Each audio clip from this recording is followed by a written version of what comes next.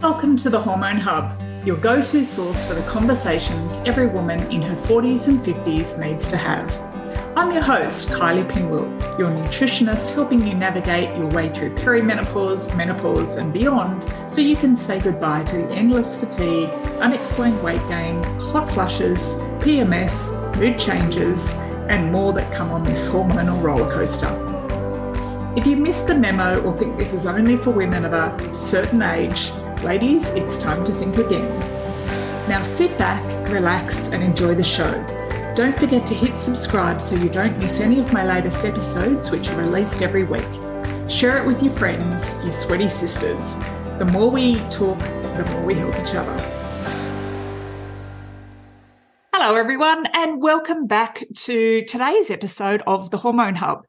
Now today I am going to answer a really common question that I get asked all the time. Should I eat soy? Now, in a word, yes.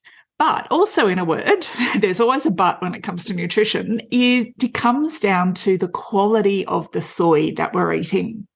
So just to sort of have a look at why we would eat soy. So soy contains phytoestrogens. Now, these phytoestrogens get their name because they exert sort of a relatively weak estrogen-like effect, but it's important to know that it's not actual estrogen. So phytoestrogens bind, quite weakly to our estrogen receptors, and because of that, they can have this balancing effect. So they've got the beautiful property of increasing the effect when our estrogen is low. So really beneficial, during and after menopause. And they have a lowering effect if estrogen is too high. So, which is really beneficial for the symptoms of, excess estrogen, which we tend to get during perimenopause. So now that's sort of how it works in our body. So they come in and they attach to those estrogen receptors just to balance things out when it's either too low or too high.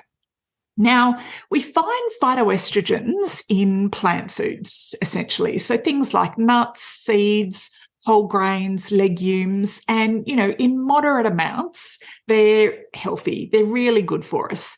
And in large amounts, they can sort of start to affect our menstrual cycle. They can even suppress ovulation as well. So again, with everything, moderation, right? So some of the best known phytoestrogens and the most available to us are lignans from flaxseeds and linseeds and what we call isoflavones, which come from soy.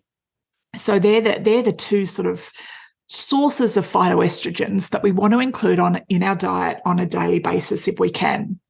So how it sort of works is during perimenopause, phytoestrogens have an anti-estrogenic effect.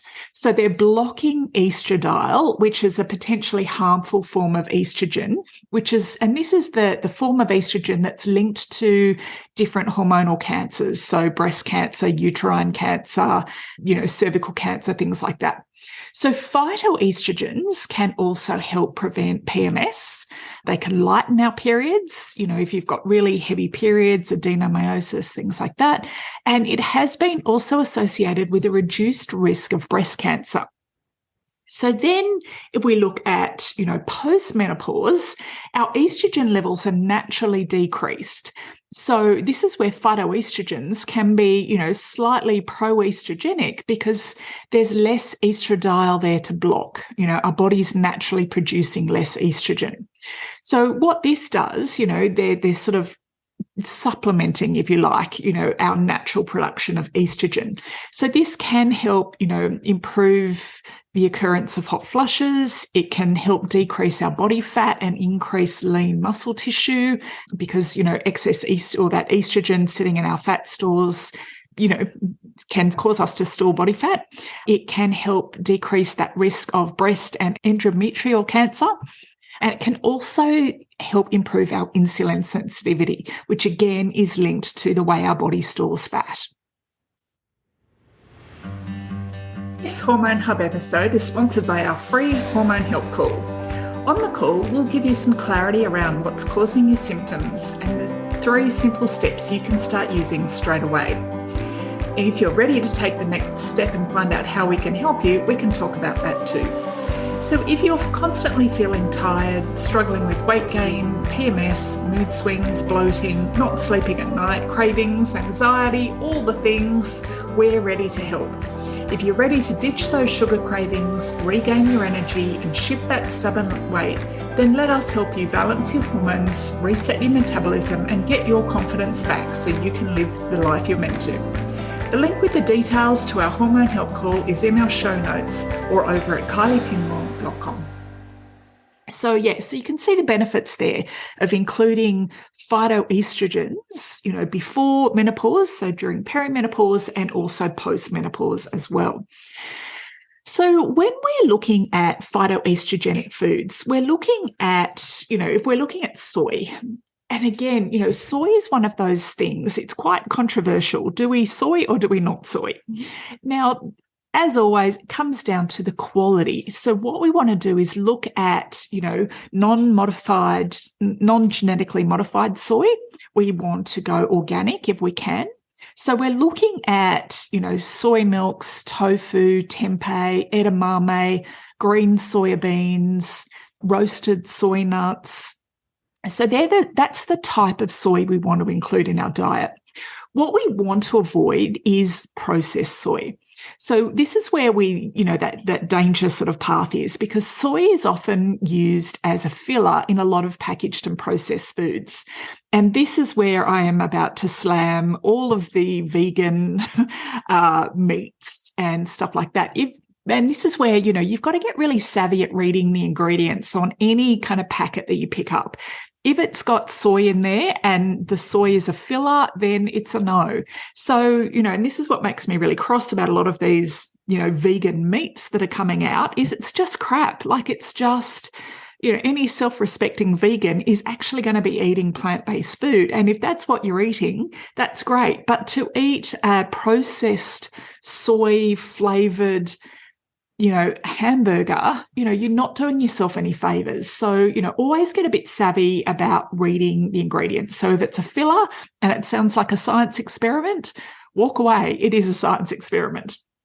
Okay, so we want that beautiful, organic, non-genetically modified soy in the form of tofu, tempeh, edamame, that sort of, those sort of ingredients. Then our other beautiful source of phytoestrogenic foods is in flaxseeds and also known as linseeds. So what we want to do is, incorporate, as much as we can. If we can get 1/4 cup of these beautiful, freshly ground flax or linseeds a day, they're, phytoestrogens. So they're going to be helping out with that hormone support. They naturally contain fiber, omega-3s, lots of beautiful antioxidants. They're full of lignans, which are, they have anti-cancer properties. So, we all could do with more of that in our diet. And they're also heart protective as well. So we want to, freshly grind them and just before we use them, and that's going to help maximize those good fats as well. So, so you can sort of see, the benefits there of including, these foods in our diet. Soy, phytoestrogens are found in plant foods, similar sort of chemical structure to estrogen. And some of the benefits there: reduced hot flushes and night sweats, improved mood, reduced risk of osteoporosis. They can help reduce that risk of cardiovascular disease and certain types of cancer, including breast, uterine, and endometrial cancers. Now, some of the potential risks, because it's not going to be for everyone. So some soy and phytoestrogens, particularly in higher amounts, can interact with certain medications like blood thinning medications. And also, it's not for everyone. So for some people, it's going to cause, tummy upsets like bloating, gas as well. So, you've really got to sort of, is it for you? What form works for your body? And, how can we incorporate more of those beautiful phytoestrogens into your diet? All right. Well, I hope you have found that helpful, and I hope that answered the great soy debate. Should we be including it in our diet? Yes, we should. And as always, it's the quality that we're looking for, not the quantity. Okay. Thanks, everyone. And I will see you in the next episode. Thank you for taking the time to listen today. You can head on over to the show notes at kyliepinwell.com/podcast, where you'll find all the links, and I have a little bonus surprise waiting for you. Before we go, it would mean the world to me if you head on over to your favourite podcasts channel, subscribe and leave a review. Make sure to screenshot it, DM it to me so I can thank you personally. Then stay tuned for next week's episode. Can't wait to see you then.